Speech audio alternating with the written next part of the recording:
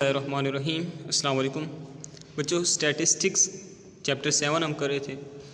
उसमें आज की वीडियो में बच्चों हम कुछ चंद छोटे छोटे लेकिन इम्पोर्टेंट प्रूफ्स करेंगे। ठीक है बच्चों, जिसमें पहला प्रूफ हमारे पास क्या है कि if A is constant then prove that expected value of A is equal to A. कि अगर आपके पास ए कोई कांस्टेंट है, उस कांस्टेंट पर हम एक्सपेक्टेड वैल्यू मीन ए ई अप्लाई करें तो उसका आंसर कांस्टेंट ए ही आएगा। पहला प्रूफ ये है। ठीक है, तो प्रूफ की तरफ चलते हैं बच्चों। हमारी प्रीवियस स्टडीज़ जो हम कर चुके हैं प्रीवियस लेक्चर्स में, उससे हम कहते हैं कि let x be discrete random variable. Discrete mean जो हमारे पास फिनिट होता है, काउंटेबल होता है, विद प्रोबेबिलिटी डिस्ट्रीब्यूशन इज़, उसकी प्रोबेबिलिटी डिस्ट्रीब्यूशन को हम ऐसे डिनोट करते हैं। ठीक है, देन बाय डेफिनेशन, डेफिनेशन क्या कहती है कि expected value of A is equal to sum i from 1 to n A f of x i. अब ये बाय डेफिनेशन क्या हुआ? बेसिकली ये हम प्रीवियस लेक्चर में ये चीज़ पढ़ के आए हैं। एक्सपेक्टेड वैल्यू ऑफ एक्स को जब हम अप्लाई करते हैं तो हमारे पास आता है सम एक्स एफ ऑफ एक्स। ये हमारे पास डेफिनेशन है एक्सपेक्टेड वैल्यू ऑफ एक्स की। ठीक है बच्चों, जिसको हम मीन भी कहते थे। क्या था कि यहाँ पे अगर x है तो यहाँ पे x आता है।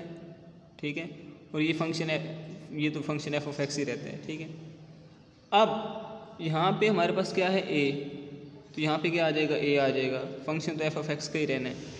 अब चूँकि हमने कहा है कि बाय ऊपर जो हमने कहा है ना डिस्क्रीट रैंडम वेरिएबल और उसकी प्रोबेबिलिटी डिस्ट्रीब्यूशन, हमने कहा है x i f of x i हमने कहा है, सिंपल एक्स और एफ ऑफ एक्स नहीं कहा हमने।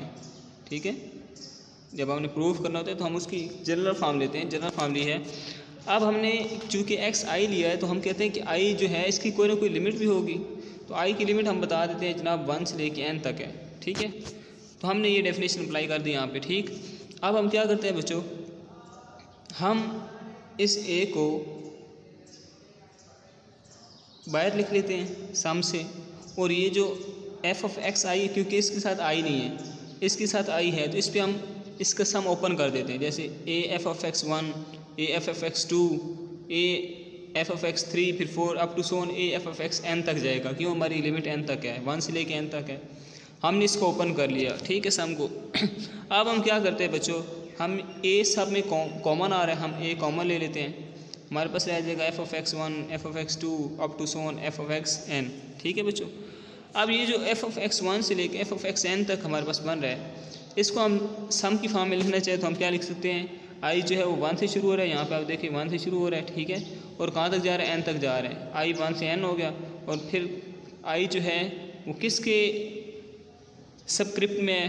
वो x की सबस्क्रिप्ट में है, तो ये एफ ऑफ एक्स आई लिख लेते हैं। ठीक है, इस चीज़ को मैंने सम की फॉर्म में क्लोज कर दिया, इसके लिए मैंने ये वाला बना दिया रिलेशन। ठीक है बच्चों, ये अब बाय डेफिनेशन हमने पढ़ा हुआ है कि जो सम ऑफ एफ ऑफ एक्स होता है, एफ ऑफ एक्स बेटा हमारे पास बेसिकली क्या होता है? प्रोबेबिलिटी डिस्ट्रीब्यूशन होती है।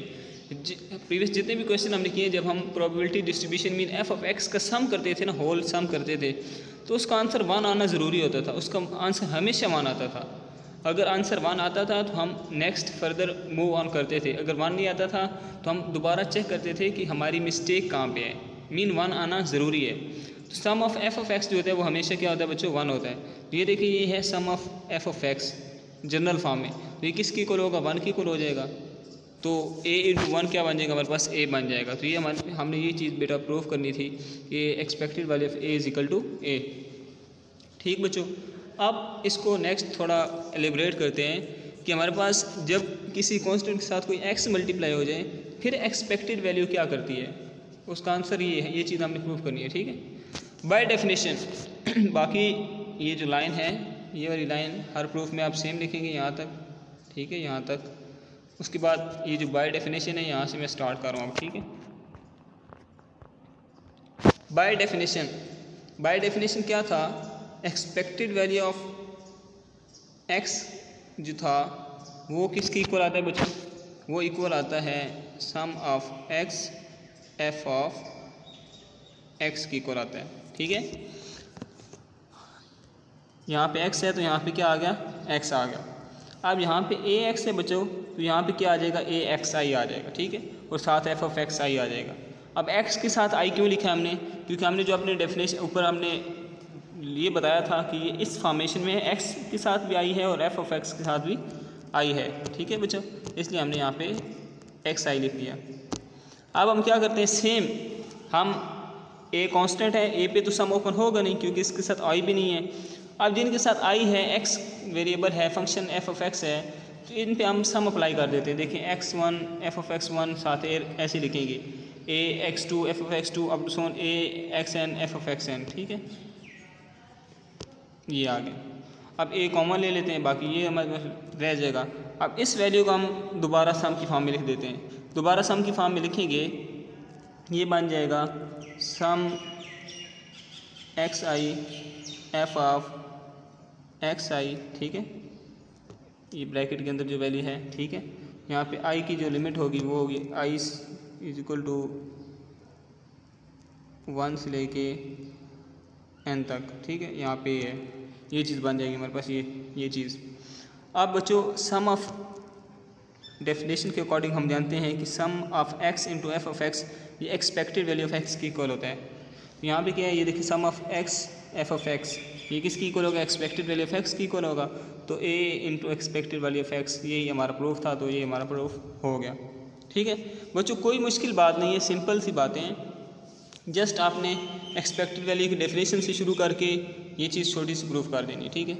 अब एक फर्दर प्रूफ है कि अगर आपके पास कोई इस तरह की फॉर्मेशन आ जाए कि कांस्टेंट भी हो और ax वेरिएबल भी हो, दरम्यान में प्लस का सिंबल आ गया या माइनस का भी हो सकता है, तो इसको प्रूफ कैसे करना है, तो बाय डेफिनेशन तक सेम लिखेंगे। बाय डेफिनेशन से आगे मैं लिख रहा हूँ, यहाँ पे x होता है तो यहाँ पे x आता है, यहाँ पे अब ax प्लस b है तो यहाँ पे ax प्लस b आ गया, f ऑफ x साथ हमने लिख दिया, ठीक है। अब मैं सम पहले अलग-अलग अप्लाई कर देता हूँ, इस वैल्यू पर अलग और इस वैल्यू पर अलग अप्लाई कर देता हूँ, सम अलग-अलग अप्लाई कर दिए, ठीक है। अब अलग-अलग अप्लाई करने के बाद अब सम को ओपन भी करता हूँ, इसका अलग करता हूँ, इसको अलग ओपन करता हूँ। जब इसको ओपन करूँगा ax1 f of x1 ax2 f of x2 axn up to one axn f of x n आ जाएगा, ठीक है। अब प्लस इसको ओपन करेंगे b f of x1 b f of x2 up to so on b f of x n आ जाएगा, ठीक। अब यहाँ से a हम कॉमन ले लेंगे, a कॉमन ले लिया, यहाँ से नीचे से b कॉमन ले लेंगे, b कॉमन ले लिया, इनको अगेन सम की फॉर्म में लिख देंगे। इसको जब मैं सम की फॉर्म में लिखूँगा तो मेरे पास ये चीज़ बनेगी और इस वैल्यू को जब लिखूँगा तो ये चीज़ बनेगी। अब ये हम पढ़ चुके हैं कि sum of x f of x expected value of x की इक्वल होता है, तो यहाँ पे एक्सपेक्टेड वैल्यू ऑफ x आ जाएगा और ये इक्वल टू 1 होता है तो यहाँ पे 1 आ जाएगा, ठीक है।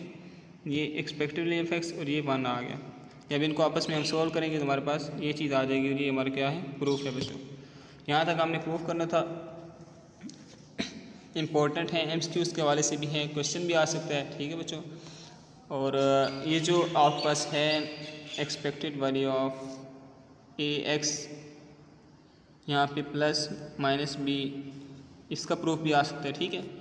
तो नेक्स्ट फर्दर हम इसको मज़ीद देखेंगे कि एक्सपेक्टेड वैल्यू ऑफ हमारे पास x y वो किसकी इक्वल होता है, ठीक है। कुछ इंपॉर्टेंट प्रूफ हो चुके हैं, कुछ इंपॉर्टेंट प्रूफ रहते हैं, वो भी हम करेंगे बच्चों। होप्स हो कि आपको एक चीज़ समझ आ चुकी होगी। अगर आपको कोई क्यूरी होती है, कोई पॉइंट समझ नहीं आता या कोई चीज़ क्लियर नहीं होती तो आप कमेंट सेक्शन में पूछ सकते हैं बच्चों। आज तक के लिए इतना ही काफ़ी, मिलते हैं नेक्स्ट वीडियो में। अल्लाह हाफिज़।